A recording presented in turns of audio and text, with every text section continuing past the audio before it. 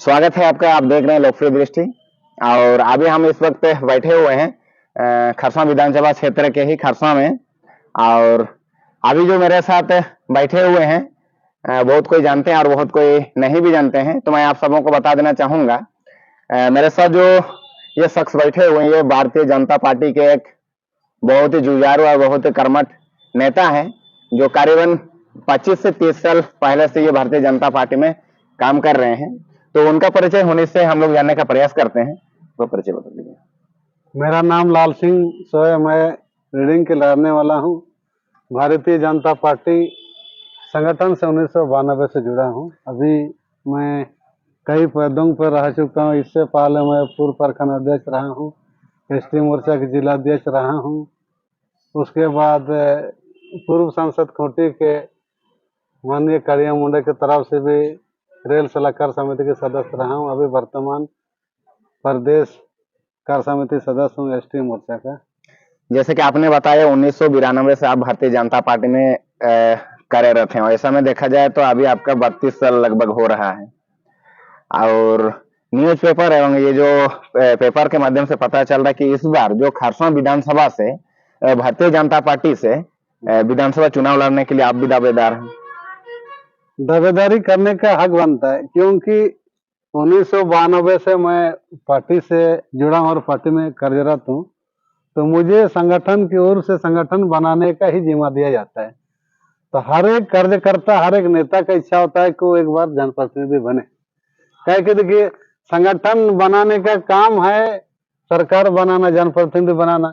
जब 1992 से मैं राजनीति कर रहा हूँ, भाजपा से जुड़ा हूँ, इतना दिन के बाद भी एक बार मौका नहीं मिलता है तो बड़े दुख लगता है। और दूसरी बात देखिए, कोई खिलाड़ी गोल करेगा नहीं गोल करेगा उसको देख नहीं किया जा सकता।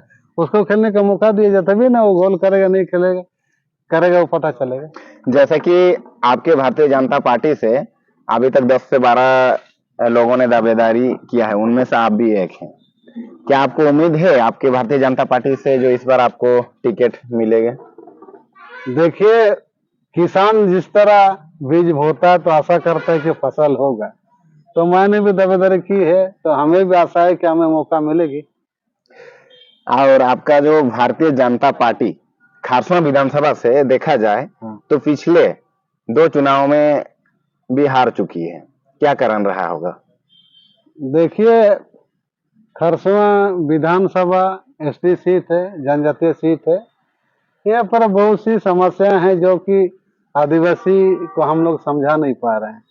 क्या कि देखिए, नेतृत्व करना बड़ी बात है, लेकिन उससे बड़ी बात है कि वहाँ के जो जनमानस के भावनाओं को समझना, उनके मूलभूत भावनाओं को समझना।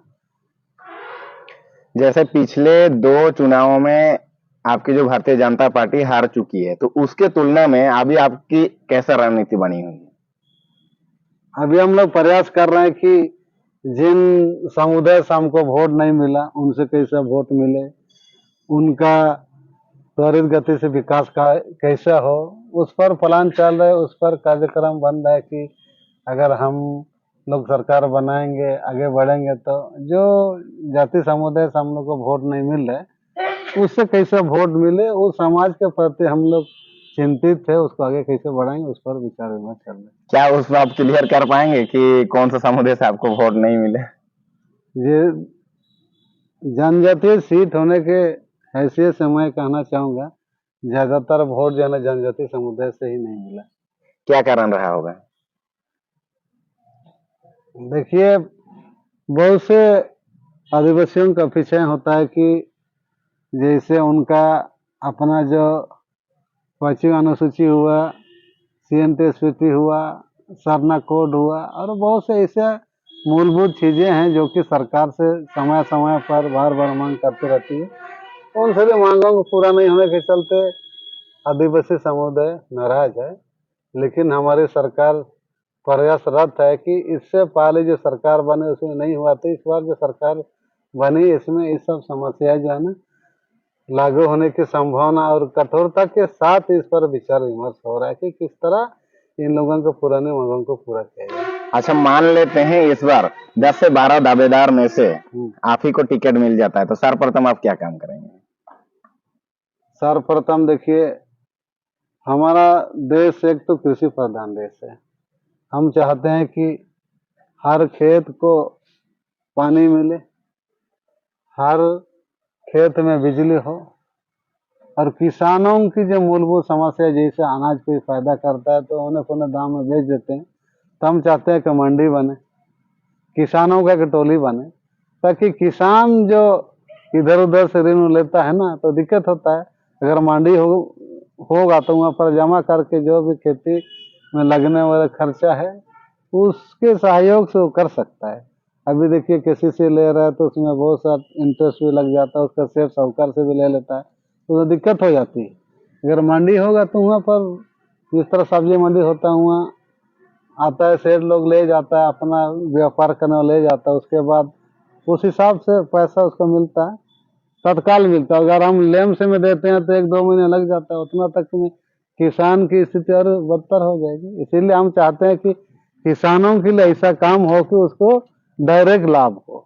अभी हमारे यहाँ सिंचाई की सुविधा नहीं है, सुरु नहर जो है कई दिनों से बंद पड़ी है। अभी जो भी यहाँ जो नहर में सिंचाई के लिए पानी आ रहा है वो भी सही मात्रा में आ रही है। वो सब चीजों को दुरुस्त करने का हम प्रयास करेंगे। अच्छा, झारखंड में अभी जो शिक्षा व्यवस्था जो है, मुझे लगता है थोड़ा उतना सही नहीं है, उस पर आपका क्या विचार है? शिक्षा व्यवस्था चौपट है। क्या कि देखिए, मैं एक तो नेता होने के हिस्से से कहूँगा, मैं क्षेत्र क्षेत्र गांव गांव घूमता हूँ, सब जगह देखता हूँ कहीं पर शिक्षक नहीं है और कहीं पर शिक्षक है तो छात्र नहीं है। देखिए, शिक्षा को आगे बढ़ाने के लिए जागरूकता लाना बहुत जरूरी है। और ज्यादातर देखा जाए तो हमारे आदिवासी समुदाय में ऐसे परिवार भी हैं जो कि शिक्षा को उतना रुचि के रूप नहीं लेते हैं।